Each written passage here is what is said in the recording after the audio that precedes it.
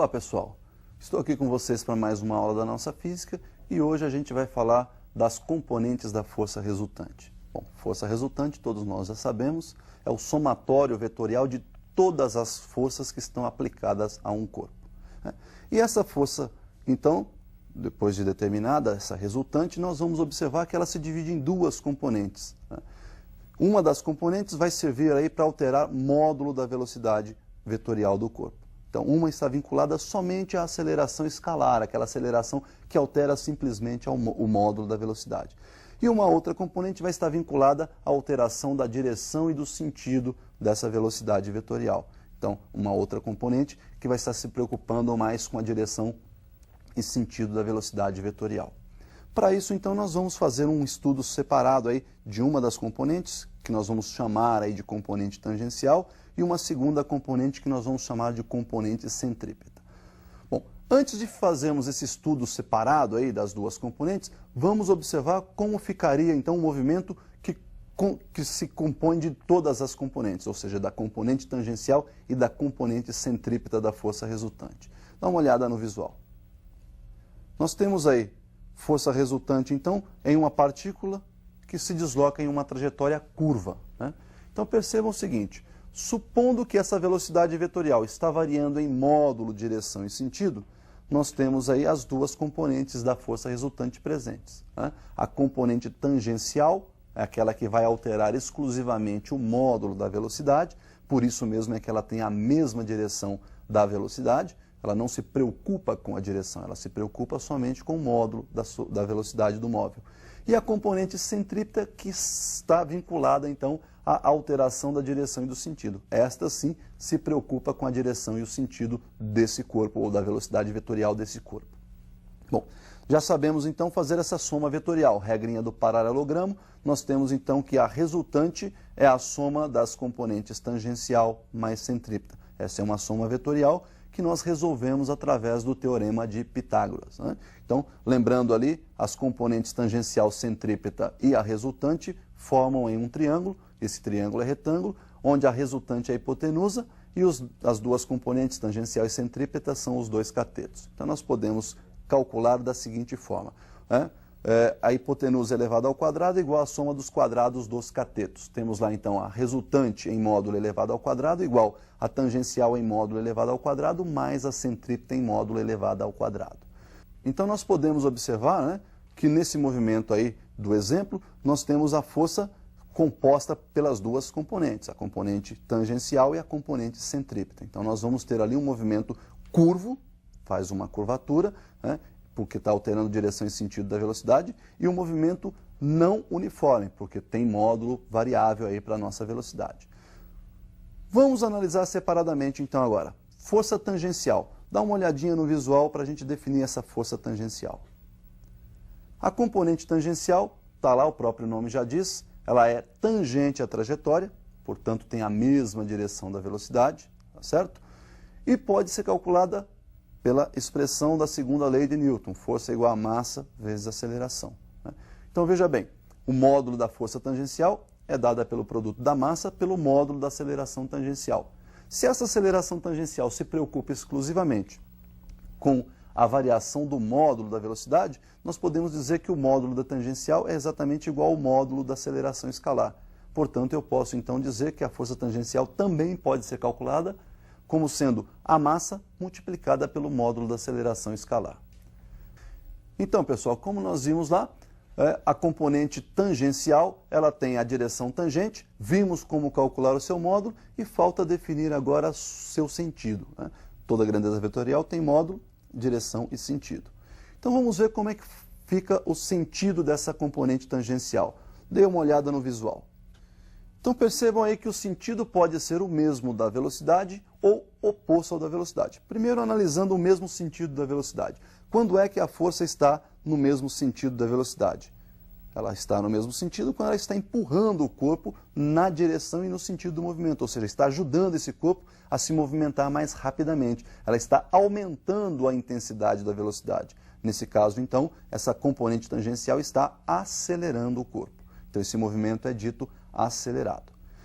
Por outro lado, se nós invertermos o sentido dessa componente tangencial, em vez de então agora empurrar esse corpo, ajudar o corpo no movimento, ela vai dar uma segurada nesse corpo, vai diminuir a intensidade da velocidade, vai retardar o movimento. Então o movimento passa a ser chamado de movimento retardado. Então percebam que quando ela está no sentido oposto da velocidade, ela dá uma freada no corpo, então ela retarda o movimento desse corpo e o movimento é dito então retardado. Bom, então nós visualizamos aí a definição, vimos como calcular módulo, vimos a direção e o sentido da componente tangencial. Bom, componente tangencial então está definida.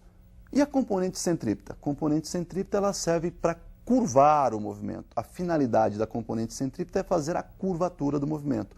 Portanto, ela está presente em todos os movimentos curvilíneos e vai ser nula em todo movimento que for dito retilíneo. Vamos então definir a componente centrípeta da nossa força resultante. Observe então que a componente centrípeta ela tem a direção perpendicular à trajetória, ou seja, perpendicular àquela reta que tangencia a trajetória na posição que o corpo está ocupando, né? Portanto, ela é perpendicular também ao vetor velocidade, e o seu sentido é sempre para o centro, daí o nome centrípeta. É aquela força que tem direção perpendicular então à trajetória, perpendicular à tangente da trajetória naquele ponto em que o corpo está ocupando, naquela posição que o corpo ocupa, e apontando sempre para o centro da trajetória. Percebam então que a aceleração centrípeta nós já sabemos calcular. A aceleração centrípeta ela pode ser calculada por definição lá do movimento circular, por v² dividido pelo raio da trajetória, ou ela pode ser ainda o produto da velocidade angular elevada ao quadrado pelo raio, ou seja, ω² vezes r, ou ainda ela pode ser o produto das duas velocidades, né? O módulo da centrípeta pode ser o produto da velocidade angular pela velocidade escalar linear. Então nós temos aí o produto das velocidades que compõem lá o movimento circular, a escalar e a angular, a escalar linear e a escalar angular. Bom, se a gente pegar então essas acelerações aí, essas definições de aceleração centrípeta e substituirmos na segunda lei de Newton, né, nós podemos então definir a equação que calcula o módulo da força centrípeta. Vamos dar uma olhada como fica. Então olha lá, substituindo, né, na segunda lei, força centrípeta é igual massa vezes aceleração centrípeta. Perceba então que a força centrípeta pode ser calculada num primeiro momento como sendo o produto da massa pela velocidade elevada ao quadrado dividida pelo raio da trajetória. Então substituímos aí a primeira definição de aceleração centrípeta na equação de Newton. Uma segunda opção seria substituir lá a definição 2, né? Aquela ω² vezes r. Substituindo então ω² vezes r lá na aceleração centrípeta, força centrípeta então ficaria em módulo igual ao produto da massa pelo quadrado da velocidade escalar angular e ainda multiplicada pelo raio da trajetória. E num terceiro momento a gente pode calcular da seguinte forma ainda essa força centrípeta. Olha lá, o módulo da força centrípeta pode ser dada pelo produto da massa, né, multiplicada aí pela velocidade escalar angular e ainda multiplicada pela velocidade escalar linear. Então ficaria o módulo da centrípeta igual a m vezes ω vezes v. Bom, então nós vimos aí três formas para calcular o módulo da força centrípeta. Então já sabemos como calcular o seu módulo. A sua direção é sempre perpendicular à trajetória, portanto, também já definimos a sua direção, né? E o seu sentido, o próprio nome já diz, centrípeta, sempre para o centro da trajetória. Nós temos aí várias aplicações práticas para isso, né? Vamos a uma aplicação bem conhecida nossa, que é aquela do globo da morte que nós temos lá nos circos, né? Aquela atração principal do circo, que é aquele camarada andando dentro de um globo, uma esfera, né, feita em grade, vazada, para que você possa visualizar lá dentro um malucão lá andando com a moto de cabeça para baixo, vai e vem e assim por diante. Então vamos analisar o que acontece no globo da morte. Então nós temos aí no globo da morte um corpo, né, por exemplo, na subida. Olha lá, vamos pegar esse motoqueiro quando ele estiver começando a subir. Quando ele começa a subir, nós temos aí a aplicação de algumas forças. Bom, primeiro, força-peso é a força aplicada pelo centro de gravidade da Terra sobre esse conjunto, né? Conjunto que nós vamos chamar de conjunto motoqueiro mais a sua motocicleta. Então, no conjunto motoqueiro mais motocicleta, nós temos a força-peso. Essa força é vertical para baixo. Consequentemente, se você analisar durante a subida, essa força está tangenciando a trajetória. Então a força-peso nesse momento vai fazer o papel da componente tangencial das forças. Perceba que durante a subida ela tem aí essa força tangenciando com o objetivo, inclusive, de dar uma diminuída na velocidade. Ele está subindo e a força está puxando contra o movimento. Então essa força é uma força tangencial com a finalidade de reduzir o módulo da velocidade, diminuir o módulo da velocidade. Em contrapartida, essa moto está apoiada nessa esfera, nesse globo. Consequentemente, ela empurra esse globo para fora, tentando sair, e esse globo empurra essa moto, esse conjunto, para dentro. Consequentemente, nós temos aí, então, uma componente normal que faz o papel aí de resultante centrípeta. Somando vetorialmente a centrípeta com a componente tangencial, nós temos a resultante das forças que atuam nesse corpo. Então percebam que aí no globo da morte nós temos a aplicação das componentes centrípeta e tangencial, ou seja, nós podemos visualizar essas duas componentes claramente. Pessoal, vamos analisar rapidamente alguns movimentos mais importantes? Então, deem uma olhada no visual. Nós temos aí um movimento que é dito retilíneo e uniforme. Retilíneo não muda direção e sentido, portanto não tem componente centrípeta. Uniforme não muda módulo da velocidade, portanto não tem componente tangencial.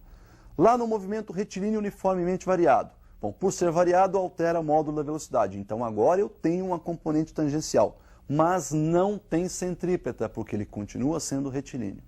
Movimento circular uniforme, por ser circular alterou direção e sentido, e consequentemente eu tenho aí a componente centrípeta. Mas por ser uniforme não tem alteração no módulo da velocidade, e portanto nós não temos a componente tangencial. Já no movimento circular uniformemente variado, existem as duas componentes, uma vez que por ser circular altera a direção e sentido, e por ser variado altera o módulo da velocidade. Então, pessoal, nós definimos aí as componentes e está finalizada então aí essa nossa aula de hoje. Por hoje é só e até a próxima.